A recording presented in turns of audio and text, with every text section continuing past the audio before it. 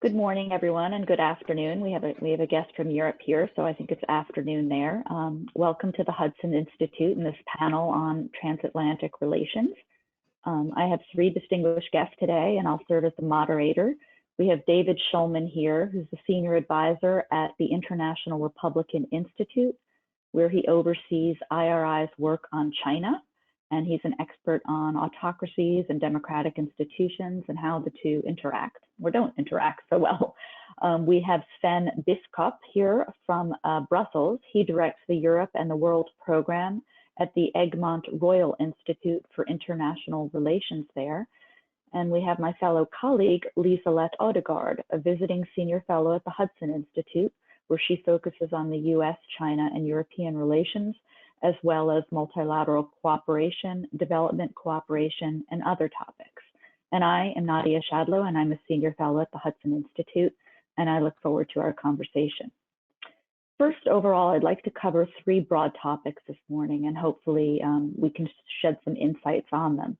First, insights on the transatlantic relationship overall. Where are they headed? Where are they going? Has the pandemic changed some of the dynamics in that relationship? Second, I'd like a sense of what is happening in Europe today. Is it fracturing? That might be too big of a term, but you read about the European Union, what's been happening among countries in Europe themselves and the relationships across those countries. And third, thoughts on China's role in the world going forward. Overall, I'd also like to hit upon the bigger issue of, are we in some period of transition now? What I might call a post-WTO transition, not necessarily the organization itself, but a transition away from the expectations that we had in 2001 when China became a member of the WTO. Where are we today and going forward? And I'm hoping that those are some of the issues we can all talk about. You all are the experts. So I'll turn to Sven first. He's coming from Brussels, furthest away, and I'd like to hear a little bit about your thoughts, Sven, about the European Union.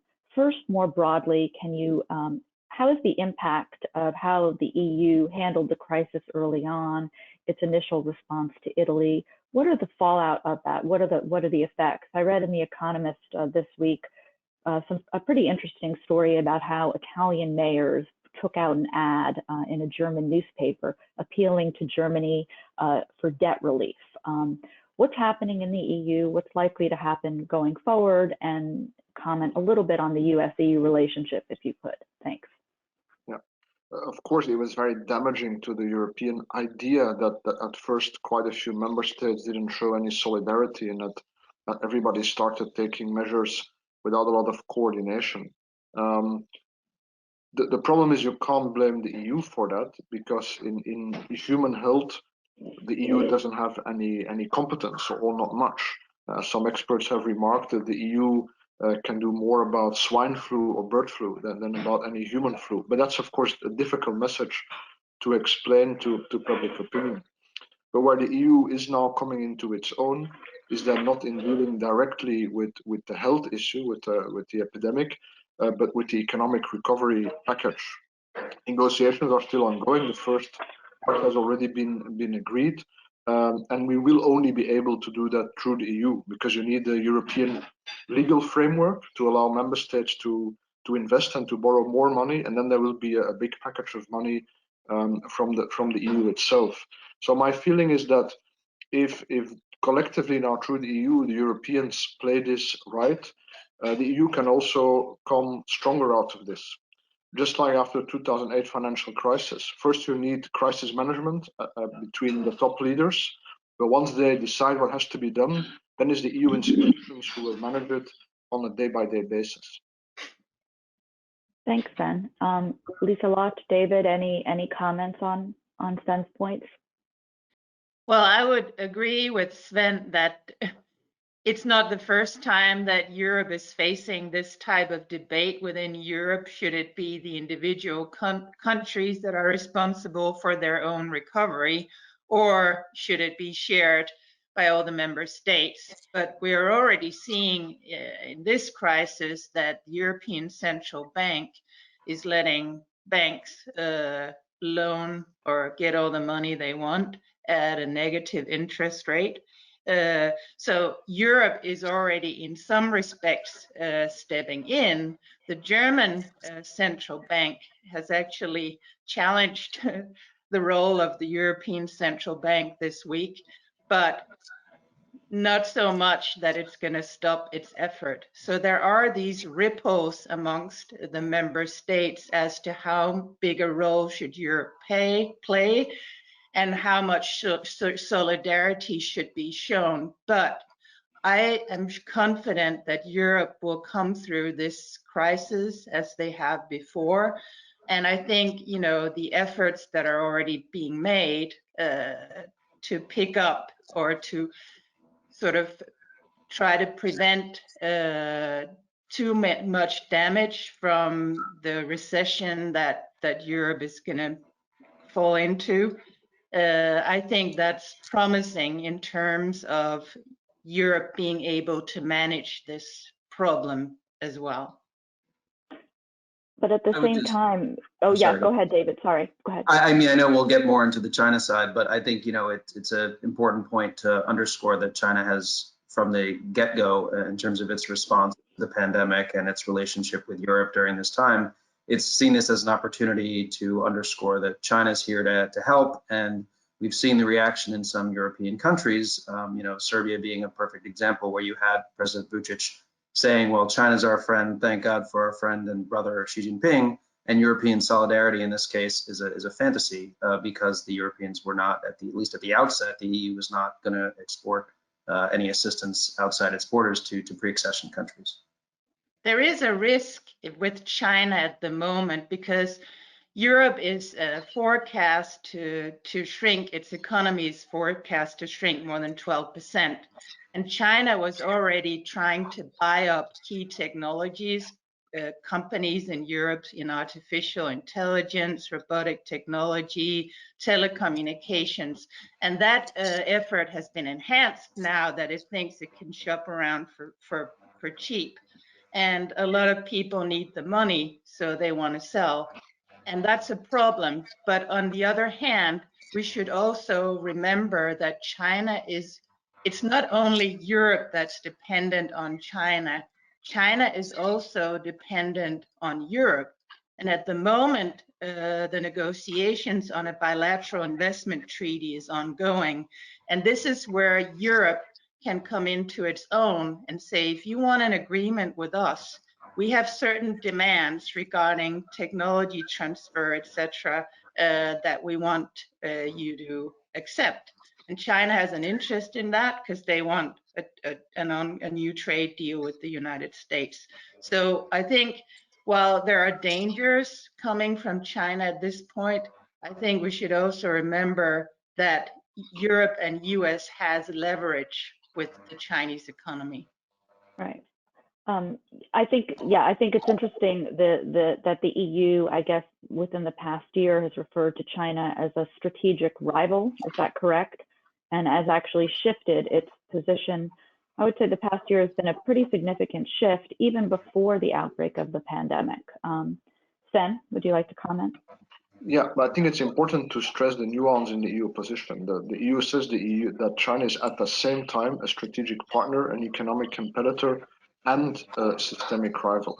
So that's a message to China as well as a message to the United States. It's saying to China, look, guys, it's going to become a bit more transactional. So far we've said we are very open to you. It would be nice if you would be open to us. Now we're saying it would only be fair, and if you don't reciprocate, there will be consequences. But at the same time, it's also a message to the United States saying we will frame our own role in international politics. So our relations with China, we will decide on them, and they will depend on how China behaves to us. They will not depend on just how the US sees China. So I think what the EU is trying to do is to stake out its own distinctive position in international politics here. And of course, we are much closer and will be to the United States.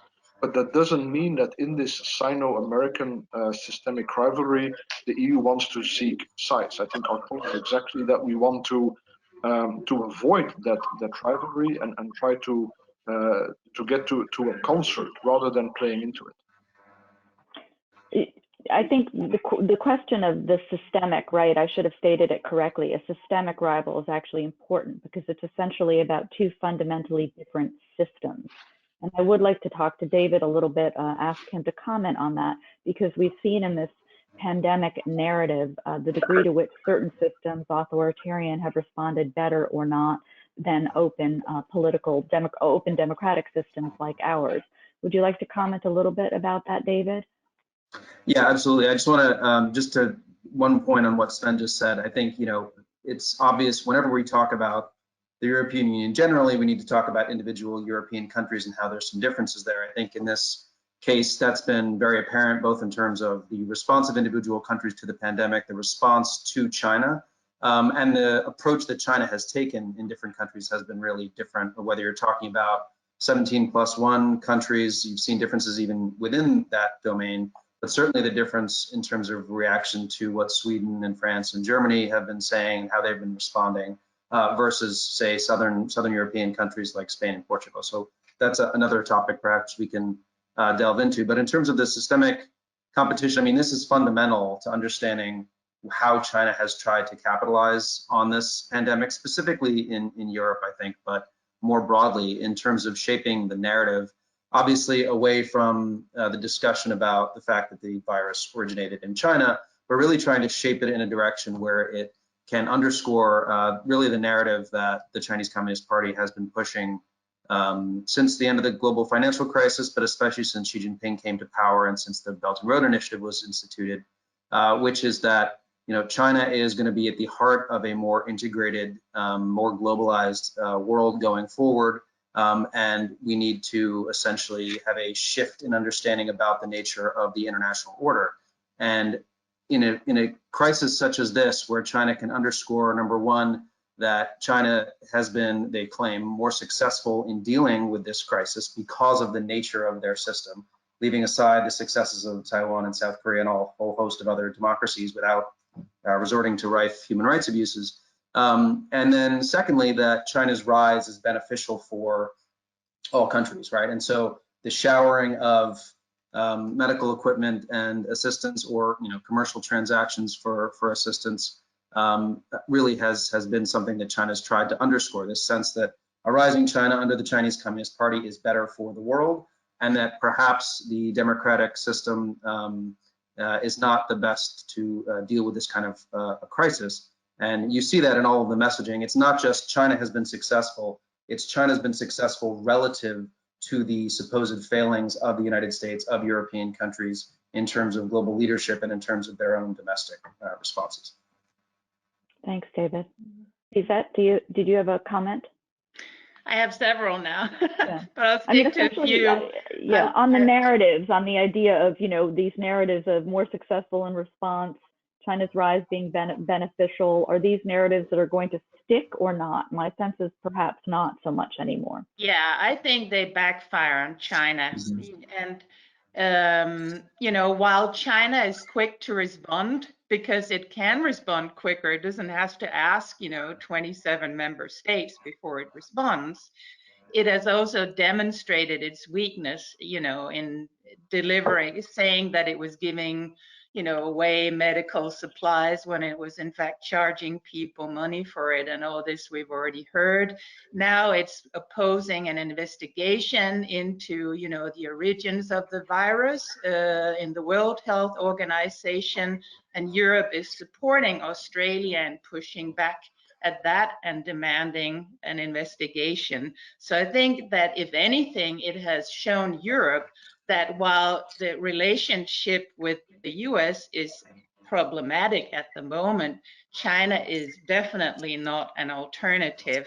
So if anything, this will strengthen European efforts to stick together, I think, and to, you know, ensure that they define what is European interests in their interaction with the rest of the world. And therefore, I agree with Sven's original point that in the end, this will strengthen Europe because the countries have nowhere else to go but to stick together. And also another tendency I think you will see is, you know, Europe will seek cooperation on certain issues with third countries like Australia, Japan, could be South Korea, you know, when they feel we can't really work with the US on the World Health Organization because, you know, they've stopped giving funding. Well, we continue to find multilateralism an important instrument to solve problems in this world. So they will look to other middle powers, you could call them, who have the same priorities. And I don't think the US should be so afraid of that, because that could be a complementary effort. After all, the US is also interested in an investigation into this virus, and Europe is better positioned perhaps to push this demand through the multilateral institutions than the US is. Then the US can make another effort.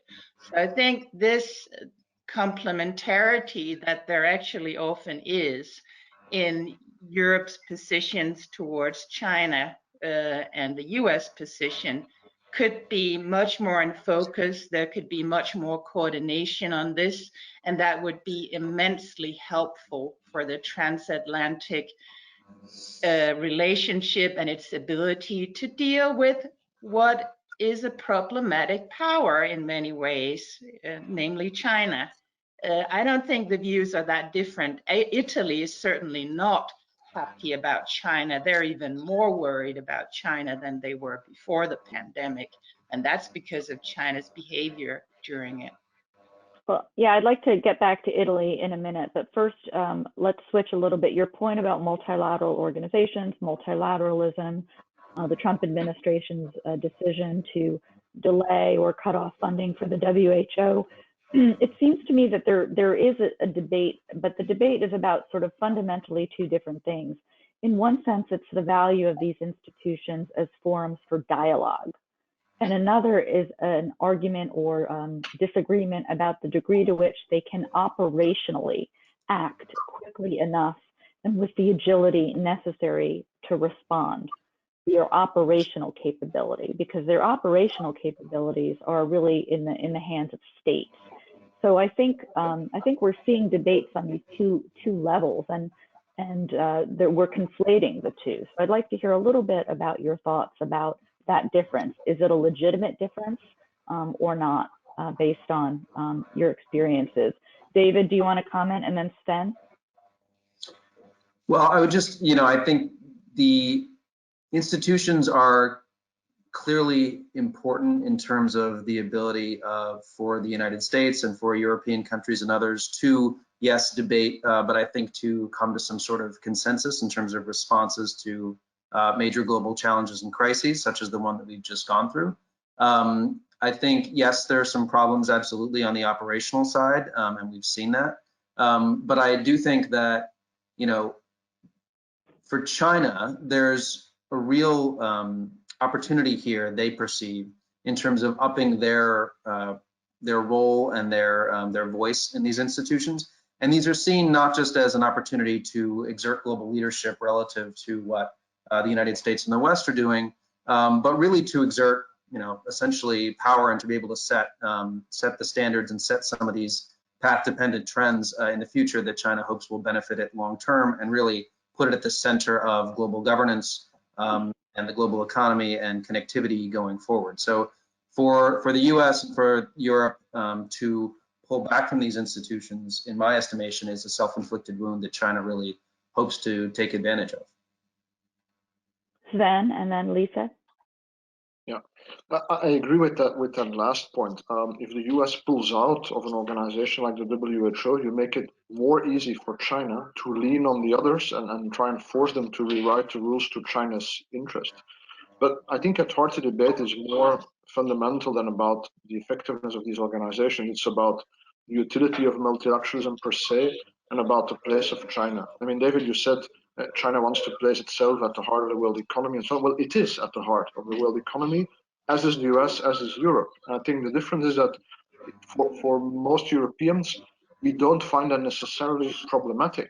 I mean, China will be a global leader. It's a fact. Trying to deny the fact or trying to push China back will lead to a Cold War or worse, which is not in the European interest. So I think Europeans don't have a problem with the fact in itself that China has become a global leader. It depends on how China behaves. And I don't see China trying to somehow create a new type of order. I mean, they're prospering under the current order. What they're trying to do is to gain more influence within the system. So I think what we need to do is to find a balance. On the one hand, making some space for China, and I think we can certainly all live together, but making sure that the basic rules of the order are respected also by China. And by basic rules, I mean peace, don't make war. I mean openness, don't create closed off spheres of influence. And I mean reciprocity, apply the rules that you want the others to respect. But Sven, Can I just respond to that? Yeah, I mean, I agree with those points. I think the fundamental issue comes back to what Nadia raised earlier, which is the systems contest, right? If we presume that it's just that China wants more influence in the system like any rising great power, then we've acceded to essentially what China is telling us, which is that this is a typical great power competition, and that the United States is just trying to keep us down and trying to prevent us from being a peer competitor, and we just want, more of a voice in international institutions, and we just want, a slightly adjusted order.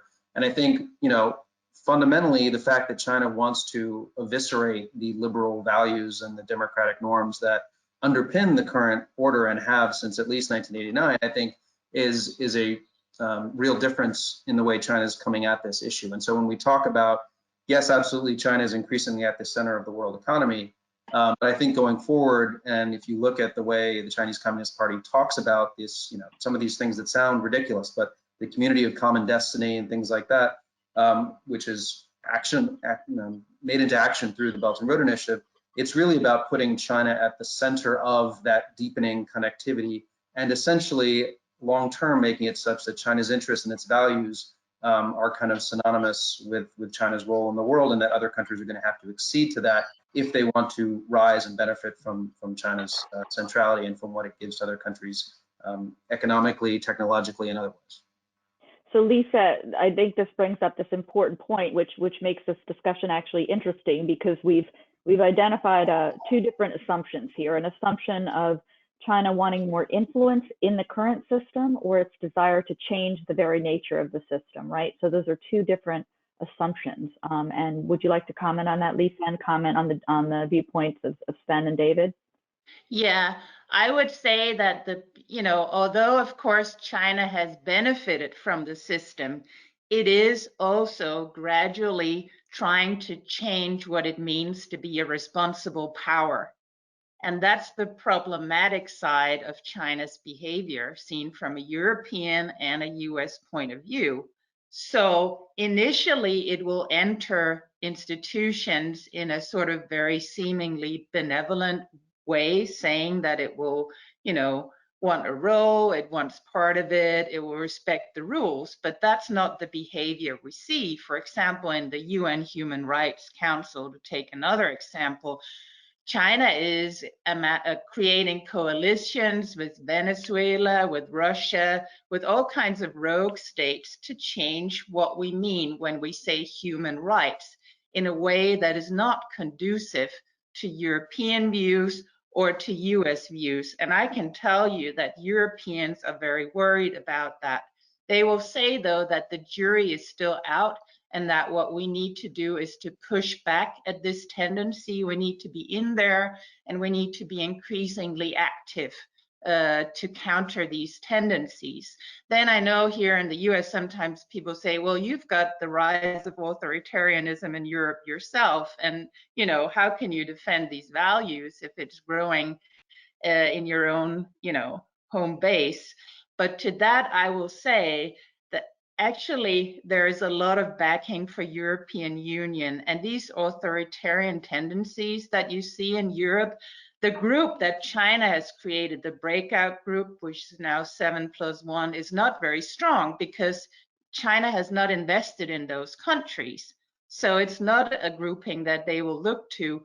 Hungary, which is usually said to be, the prime example of rising authoritarianism, They're on certain point, they're being difficult on migration, but on a day-to-day basis in the European system, they're amongst the most cooperative of all the member states. They're certainly not being difficult because they know they have to work with Europe to have global influence. They cannot have global influence on their own.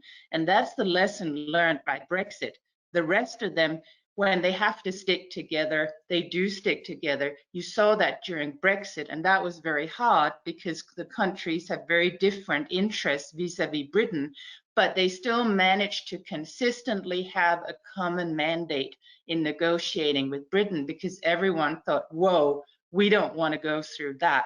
We're going to stick to Europe, and that's also a reason why, in the end, the EU will find solutions that makes them move forward. Thank you, Lisa.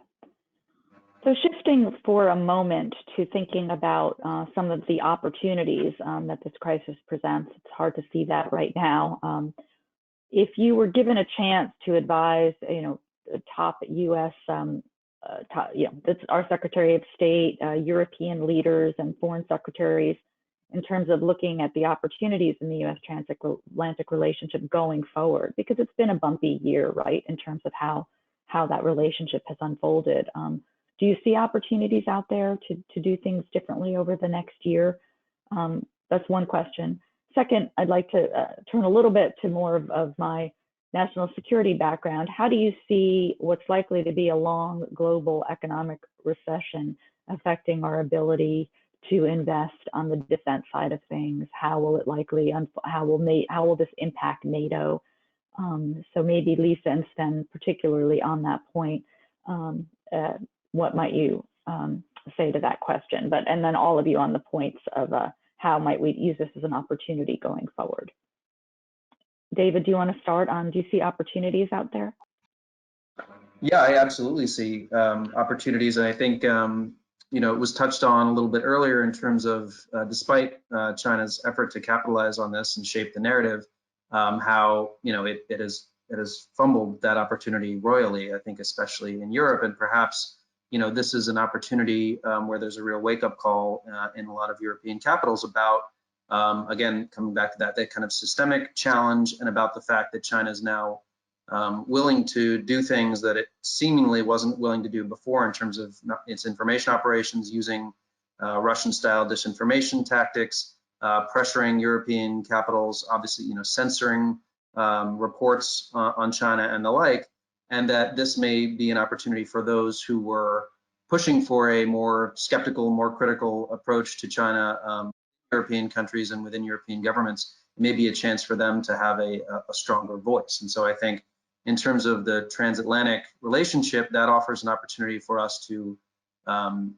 more collectively come at this issue of, what is the challenge that we both face together in terms of China? How can we work together on a whole host of different issues? I think that number one, there's opportunities for just basic collaboration and more of a kind of more working groups and caucuses between, say, the European Parliament and the US Congress, things like that, but also at the 1.5 level.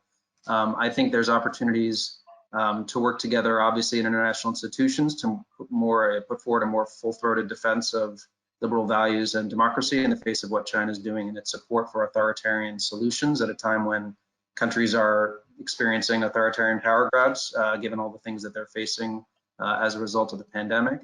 I think there's an opportunity to engage more on providing alternatives for investment in the developing world as a result of the Belt and Road Initiative. I think we've seen coming out of this pandemic a lot of countries that weren't willing before to call for debt relief doing that. We see that specifically in Africa, a more unified call for debt relief. And so that's something that's been on the table between the US and Europe for a while, is how do we work better together in terms of using the US Build Act and the Blue Dot Network and so forth. How does that link up with European lending institutions as well as others, the Japanese and others?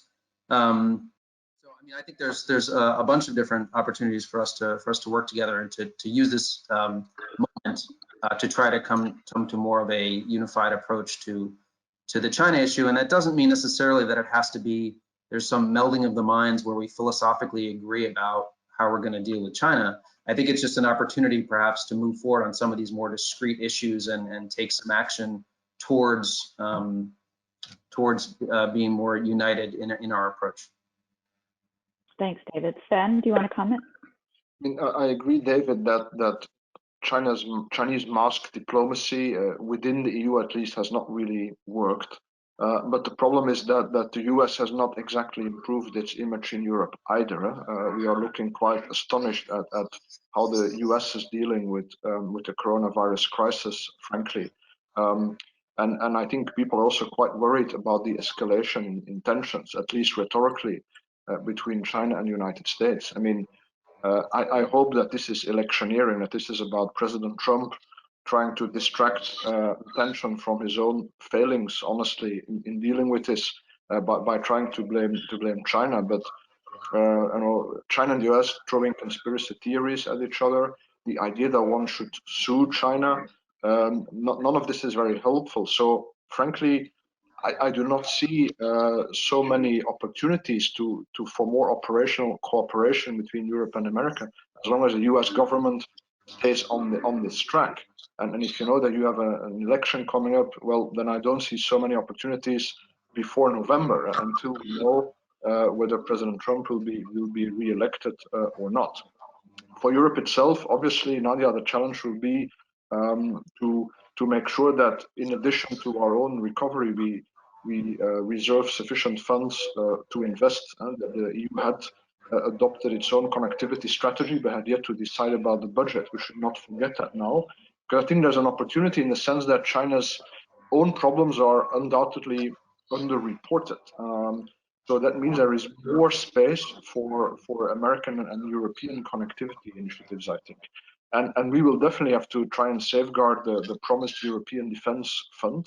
It would be the first time that we have EU money to go to defence research and defence industry, but those discussions have only just started. Thanks, Ben. Although I do think I need to push back a little bit. I think that it's a stretch to equate U.S. Concerns about whether or not the virus originated in the Wuhan lab, which was working with similar viruses, as equivalent to China's accusations that this sort of came out of somehow the U.S. military. I think that we have to be more critical in our thinking and the analysis. And the Wuhan lab issue is one that it's a legitimate concern. And part of the problem is China's not letting anyone in anywhere to sort of figure out the origins. And I think a lot of that could be clarified if there was more openness and transparency. But Lisa. Hence, it's good that Europe and Australia have called for an independent investigation. I guess that's a kind of compromise, in my opinion. But to the point about opportunities, what I'm worried about, to start with that, when I hear debates between the US and Europe, is that often they're not even on the same page with what they're talking about. So, for example, when you bring them together, I've seen that Europe talks about the Middle East and the Paris Climate Agreement, and the US will respond by talking about China. And, to me, it's very worrying, this lack of understanding of what the other side thinks is getting worse. And to me, that's problematic, because we have to listen to each other's concerns and worldviews to, take the opportunities that are there to work together. So I will want to see more engagement between the US and Europe, where you actually try to understand that Europe sometimes do have different priorities and different interests, and Europe should do the same with the United States, because we are not in the same sort of basic space in the current world order, because for the US, China is the main opponent, but Europe is more of a middle power who wants to cooperate with both sides. And instead of banging, against the other and saying, we don't like this, I think, okay, that's the baseline. That means Europe may be more willing to work with China within international institutions. How can we make that work to our mutual advantage. And we can in many places, such as I said with, the United Nations Human Rights Council, the WHO. I don't think the fundamental objectives of preserving the liberal world order is different between Europe and the US. And in fact, Europe is a very important partner here, because Europe is one of the only regions that fully support the liberal world order, freedom of speech, free market economy. In Asia, you don't get the same deep level of commitment to the liberal world order. Whether you look at Japan or the Southeast Asian states or others, they have reservations about part of the package, but Europe doesn't, and they share that with the US. And I think that's important. Also because Europe is a global economic heavyweight. So once it wields its power towards China, for example, with regard to the bilateral investment treaty that it's negotiating, that will make a difference to China. China cannot afford to ignore, a coordinated US and Europe. And there's a lot of areas where we could coordinate. The Europeans and the Americans agree they don't want to have leadership from a country who, if their internal Chinese doctors criticize the handling of the virus, they're silenced. No one likes that in our part of the world. No one likes a country that uses that kind of method. Whereas here in Europe, it's revealed that the Europeans changed the text, as you said, with China, the wording with China. Well, that's a sign of health. It's revealed, and people realize that's not the way to go forward with China. That's what you get in a democracy. You also get a Facebook who is criticized, for supporting authoritarian governments, letting them use their system, and Facebook has to respond to that. So now they're trying to prevent this abuse of Facebook. That can happen in a democracy, and that means that people has a voice. But that doesn't happen in China. People's voices are silenced, as we have seen during this pandemic. And no one wants that at the end. And I think just, focusing on that essential point means that the US and Europe need each other at this point in time. And there's a lot of complementarity, a lot of the differences, like multilateralism, they're instrumental. And I think, instead of arguing if this is right or wrong, you could make it work to our advantage. And I think to all of your points, essentially, thank you, Lisa. We're actually seeing a pretty robust discussions about some of the core issues that we're talking about reciprocity, about rule of law, about how to best advance our values within those institutions. I think that has been actually, over the past, I would say 2 years, we're thinking about those things completely differently and having what I call a healthy debate. It might be uncomfortable sometimes, but ultimately it's healthy because it's focused on how do you reform institutions that were created a long time ago, some of which have lost their way ultimately. And looking at that and how to best reform, but also a point that I've made before, and not everyone agrees, but I think the effectiveness aspect of those institutions is very important, because it's ultimately important so that the people that are supporting them through their taxes and other ways see that there are actual outcomes emerging from them. So, I think overall this is a healthy debate. We're getting closer to where we need to be. And I would come down on the side of that this pandemic does offer some opportunities to do things differently going forward. But I'd like to leave it to all of you for any final comments as we begin to close the discussion. And I'll give David a chance, and then Sven, and then Lisa.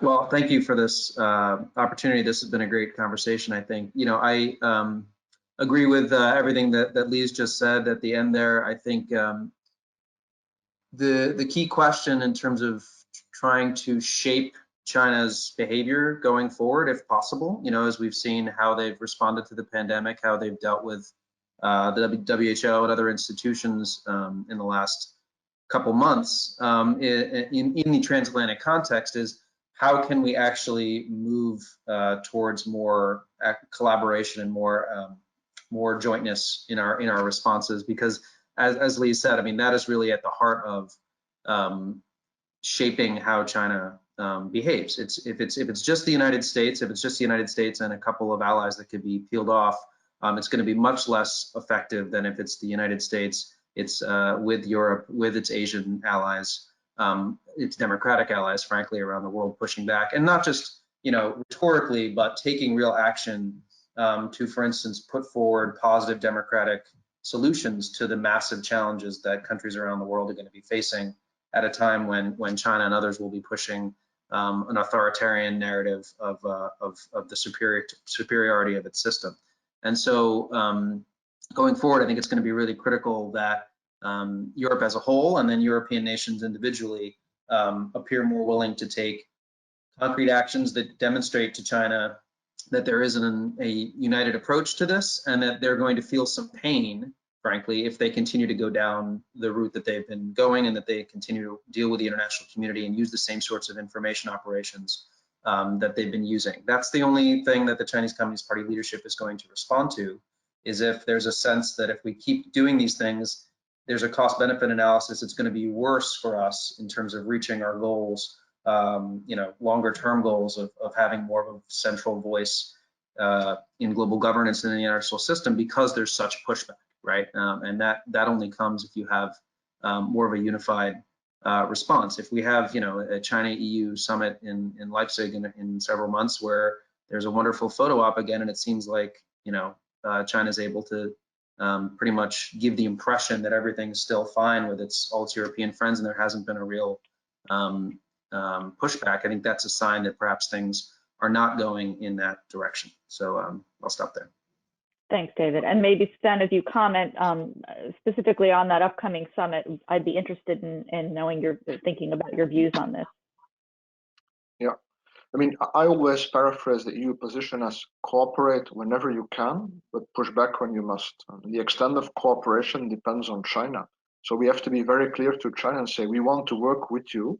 That's our default position, but you have to give us something to work with. And we must make it very clear that we want a bilateral investment treaty, but it needs to be a good treaty. And a bad treaty is not an option. We don't want it so badly that we will accept a suboptimal treaty, because I think some on the Chinese side have come to this mistaken conclusion. But now is, for me, the time to engage China. As I said, China already is a world leader. We will have to live with that fact. That doesn't mean that they get to set the rules, but it does mean we have to engagement. So now is not the time to go back on that. Pushback must not be forgotten, however, and that's the risk on the EU side. That cooperation is, of course, easier, and pushback requires a bit more courage, and of course requires a bit more unity. If cooperate when you can, but push back when you must, in practice becomes cooperate, then we're sending the wrong message. So that would be my advice to the EU side. But if I may add one thing, I think we should also be clear. I think Europeans and Americans have a moral duty to stand up for human rights, especially also in China. But I do not see it as our goal to change the political system of China, right? That is up to the Chinese people. I mean, imagine that China by magic would be a democracy today. It would still be a great power. It would still have global interests that would to some extent clash with American interests and European interests. I don't think that the US president would say, oh, congratulations, you're a democracy now, so let's cut the cake in two then. So in a way, this is not just about democracy versus authoritarianism. This is about great powers that are pursuing their interests. And I think what we will end up with, if we want to make this work, is sort of a combination of a concert of powers who do cooperate within strong multilateral institutions. Thank you, Sven. Lisa, final comment? To all the points you made, I will add that one thing I'm pretty confident we will see happen, as I've mentioned before, is a more independent Europe, and a Europe that will define its interests more independently of the United States. And I think that's in the US interest, because one thing the US has also shown is that it wants its allies and partners to take more responsibility for that. And I think Europe is well equipped to do that. They're they're a great major global economic player. Before the pandemic, they did make an agreement with China, which was a total fait accompli. China said yes to all the demands Europe has had in that agreement about rules of origin, intellectual property rights. And then there will be a period during which Europe will want to survey if Europe sticks to that agreement. That has not gone entirely well, but China is making changes to accommodate Europe. And that push needs to be extended with the bilateral investment treaty, the push from Europe to, stop Chinese market economic malpractices, if you like. And I think that the US and Europe should be better at working on this where they agree, but US should also be welcoming a more independent Europe, because that is what the US needs, strong partner that can take independent action. And surprisingly often below the strategic level, there is still very good cooperation between Europe and the US. For example, in the Indo-Pacific, not only France, but Denmark and other nations are, in fact, helping to push back on the security side, against an increasingly assertive China. That also happens in the South China Sea.